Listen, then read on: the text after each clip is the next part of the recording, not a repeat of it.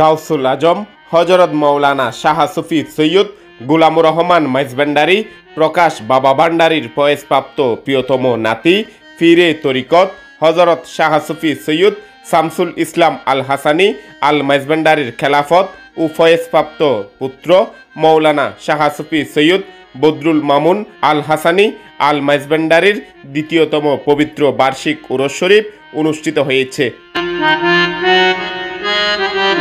এই উপলক্ষে ফটিকছড়ির মাইজভান্ডার আজিমনগর ভান্ডার শরীফের গাউসিয়া শামস মামুন মঞ্জিলে 30 মে শুক্রবার নানা কর্মসূচি পালন করা হয়েছে।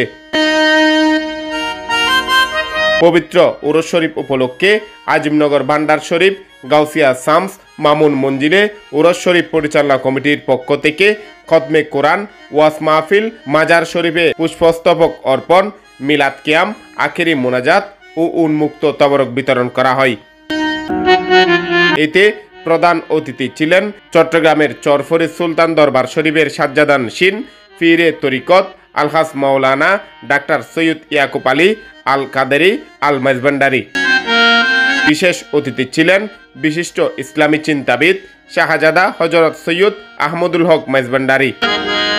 সদরত করেন মুনতাজেমে দরবার ও সাজ্জাদান শিন সৈয়দ আহমদ রহমান শিহাব মাইজভান্ডারী। আহমেদ এরশাদ কুকন, দৃষ্টিতে বাংলাদেশ। রাসূল ফানাফিল্লার মাধ্যমে বাকাইয়াতের জ্ঞান আপনার মধ্যে যিনি ঢেলে দিচ্ছেন তিনি হলেন মুর্শিদে করিম। বড় করে বলেন সুবহানাল্লাহ। ওই পীরের দাম আছে না নাই? দুনিয়াবি পিতা থেকে অনেকাংশে রূহানি পিতার মর্যাদা অনেক বেশি। এই জন্য আমার রাসূলের দরবারে অনেকের সন্তানেরা রাসূলের কদমে ফিদা হয়ে যেত, মা বাবা অবাধ্য হয়ে রাসূলের দরবারে যেত। মা বাবা বলতেন তুমি কেমন সন্তান, মা বাবার কথা শুনছো না। তখন বললেন মা বাবা আপনি সম্মানের পাত্র, কিন্তু রাসূলুল্লাহর বেলায় কম্প্রোমাইজ করার কোনো সুযোগ নাই।